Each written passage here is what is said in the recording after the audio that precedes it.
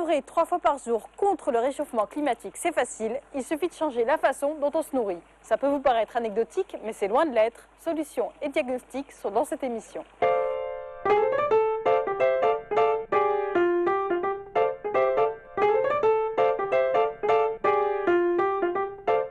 Virginie Formosa, bonjour. Bonjour. Vous êtes chargée de mission climat en Alsace du Nord et nous sommes ici au restaurant Le Bœuf qui participe à l'opération que vous avez mis en place, des menus sobres en carbone. Alors j'ai lu qu'un tiers des émissions de gaz à effet de serre étaient dans nos assiettes. Est-ce que c'est vrai? Oui, effectivement. Alors c'est l'ensemble de tout ce qui a été nécessaire comme énergie et comme matière première pour faire que les aliments arrivent dans notre assiette. Alors ça paraît important, mais c'est vrai que pour être produit, pour être préparé, emballé, pour être transporté, conservé, tout ça, ça nécessite beaucoup d'énergie. Cette énergie engendre des émissions de gaz à effet de serre, et ce qui fait que l'impact n'est pas négligeable.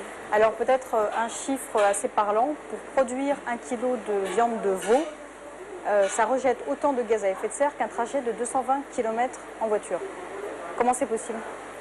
En fait, là aussi, on reprend l'ensemble de la chaîne nécessaire pour produire ce veau. Alors déjà, il faut savoir que pour 1 kg de viande rouge, il faut 7 kg de céréales, puisqu'il faut fournir la bête, nourrir la bête pendant toute sa croissance. Les animaux émettent également du méthane. Alors elles s'émettent par leur rot notamment, donc c'est un gaz à effet de serre assez puissant, plus puissant que le dioxyde de carbone. Donc tout ça fait que l'impact de la viande rouge est beaucoup plus important qu'une viande blanche ou que des légumes. Alors concrètement, un menu sobre en carbone, qu'est-ce que ça donne? On va tout de suite en savoir plus avec le chef. Alors nous proposons à nos clients une crème de potiron. Après nous faisons un poussin doré au four avec des frites maison, une salade de mâche. Les poussins sont issus d'une petite ferme de Sesenheim juste à côté. Et en dessert, on propose une pomme façon tatin avec un sorbet coin fait maison avec des coins du pépé de la patronne. Voilà comme quoi on peut être à la fois gourmand et écologique. Alors quels sont les gestes que chacun de nous peut adopter dans sa cuisine? En fait, ce sont des gestes très simples.